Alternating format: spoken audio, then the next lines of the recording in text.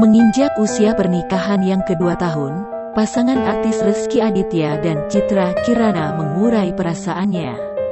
Pasalnya di momen jelang 2 tahun pernikahan mereka, Rezky dan Citra Kirana diterpa isu miring. Seperti diketahui, beberapa waktu lalu Rezky Aditya dituding memiliki anak di luar nikah dengan wanita lain.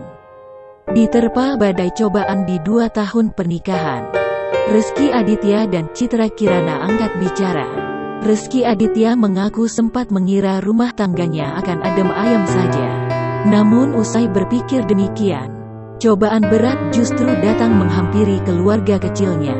Kepada Maya Estianty, Rezky Aditya mengaku sudah jujur dan menceritakan semua isu atau gosip kepada sang istri, Citra Kirana. Mendengar sang suami berani dan mau jujur kepadanya, Citra Kirana pun mengaku akan menerimanya.